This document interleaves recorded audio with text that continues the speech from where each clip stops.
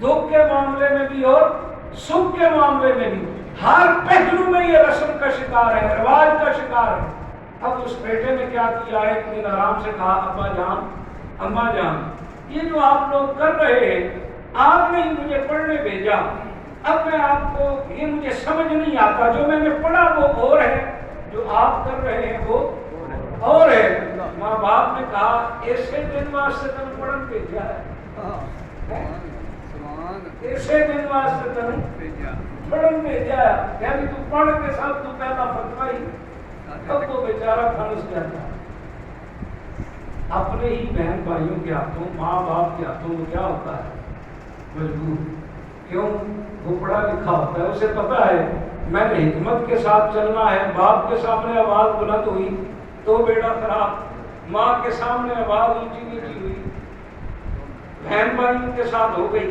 اب کہتے ہیں نا جی یہ جو علماء ہوتے ہیں یہ بیویوں سے بڑا ڈرتے ہیں، نہیں، بیویوں سے نہیں، جو بھی عالم ہے حافظ قرآن ہے وہ صرف بیوی سے نہیں، وہ اپنے باپ سے بھی ڈرتا ہے، اپنی ماں سے بھی ڈرتا ہے، اپنے بہن بھائی سے بھی ڈرتا ہے، ہر ایک سے ڈرتا ہے کہ کہیں کسی کا حق مجھ سے غصب نہ ہو جائے، اور اس ڈر کی وجہ سے وہ سب سے نیچے چلا جاتا ہے۔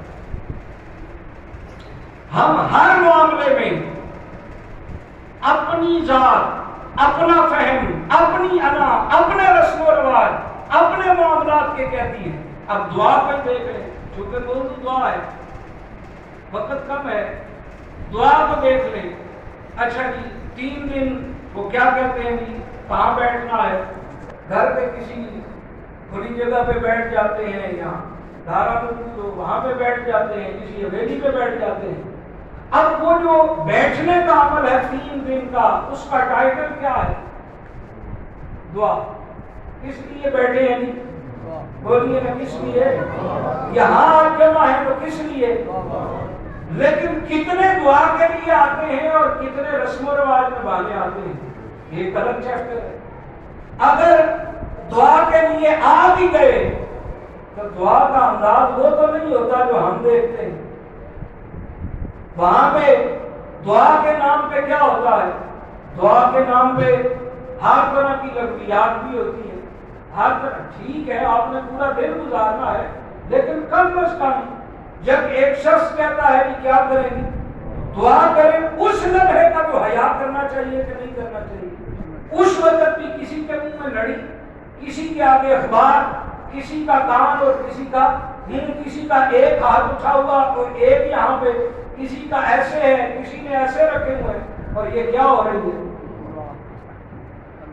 جنازے سے لے کر اس قرآن شریف کے ختم تک، اور اس دورانیے میں وہ جو 3 دن ہم نے رکھے ہوئے ہیں وہ فرض واجب نہیں ہے، وہ فرض واجب نہیں ہے۔ اصل مقصد بھلے جنازے سے لے کر اس موقع تک اور اس سے بعد تک، بیٹا ہو، بیوی ہو، بچے ہوں، رشتہ دار ہوں، جاننے والے ہوں، کوئی شخص صاحب قبر کو ماں سوائے اس چیز کے اور کوئی فائدہ نہیں دے سکتا کہ وہ کیا کرے اس کے ہاتھ میں۔ ہم کیا کہتے ہیں بھائی جی تھوڑے دکھ بھی شریکا دعا تو علاوہ ازاں کر سکتے، ارے جس معاملے میں جس کے علاوہ آپ کے اختیار میں کچھ نہیں، کم از کم وہ کام تو ایمانداری سے کر لیں۔ ہمیں وہ کام تو کم از کم اخلاص کے ساتھ کرنا چاہیے کہ نہیں؟ جو اس دنیا سے رخصت ہوا اس کے حق میں ہم اخلاص کے ساتھ دعا مانگ کر بھی راضی نہیں۔ ہم کہتے ہیں چلو شکر ہے یار پک گیا، ہاں میں مک گیا، کام حاضری ہو گئی، دعا مانگی یا نہ مانگی، یہ غلط ہے۔ اب اس کے پیچھے وجہ کیا ہے؟ اس کے پیچھے بنیادی وجہ کیا ہے؟ اب اگر یہ مرض ہے کہ ہمیں دعا مانگنے کی ایمانداری سے عادت نہیں، اخلاص کے ساتھ ہم دعا مانگتے نہیں، اللہ ماشاءاللہ، تو اس کے پیچھے بیماری کیا ہے، جڑ کیا ہے؟ اس کے پیچھے جڑ یہ ہے کہ ایک باپ نے اپنی اولاد کو بٹھا کر دعا مانگنے کا سلیقہ نہیں سکھایا، اسے بتایا ہی نہیں کہ دعا ہے کیا، دعا ہے کیا، دعا کیا ہے۔ چلے میں بات کو سمیٹتا ہوں، یہ تو اتنا موضوع ہے بندہ لگا رہے ختم نہیں ہونا۔ دعا کیا ہے؟ چند حدیث ہیں، فرمان مصطفیٰ ہیں، مختصر ہیں، خود بھی یاد کر لیں اور جا کے بچوں کو بھی یاد کروا دیں، بڑے آسان ہے۔ دعا کیا ہے؟ آقا دو جہاں صلی اللہ علیہ وسلم نے فرمایا الدعا هو العبادہ، دعا اب خود ایک عبادت ہے۔ دعا کیا ہے؟ اونچا بولے سارے، دعا کیا ہے؟ عبادت ہے۔ پھر سرکار دو عالم صلی اللہ علیہ وسلم نے فرمایا الدعا مخ العبادہ، دعا تمام عبادات کا جوہر ہے، مغز ہے۔ دعا کیا ہے؟ مغز ہے۔ ہم کہتے ہیں کہ جو مغز ہوتا ہے وہی اثر ہوتا ہے، جو مغز ہے وہی اثر ہے۔ بندہ نماز پڑھے، اس نماز کا مغز اور جوہر دعا ہے۔ بندہ کعبۃ اللہ کا طواف کرے، اس کا جوہر دعا ہے۔ بندہ در مصطفیٰ میں جا کر حاضری دے، اس کا جوہر کیا ہے؟ سبحان اللہ، سبحان اللہ۔ کائنات کی ہر عبادت کا جوہر کیا ہے؟ دعا ہے۔ تو دعا اب خود عبادت بھی ہے اور عبادت کا کیا ہے؟ جوہر بھی ہے۔ اور پھر سرکار دو عالم صلی اللہ علیہ وسلم نے فرمایا الدعاء مفتاح الرحمہ، دعا رحمت کی چابی ہے۔ دعا اللہ کی رحمت کی چابی ہے۔ ایک انسان اپنا سر سجدے میں رکھتا ہے نا اگر 5 وقت، اس 5 وقت سر سجدے رکھنے کے پیچھے اس کا اصل مقصد کیا ہے؟ کہ اسے رب کی رحمت حاصل ہو جائے۔ اگر کوئی شخص روزہ رکھتا ہے تو روزے کے پیچھے بھی اصل مقصد رب کی رحمت کا حصول ہے۔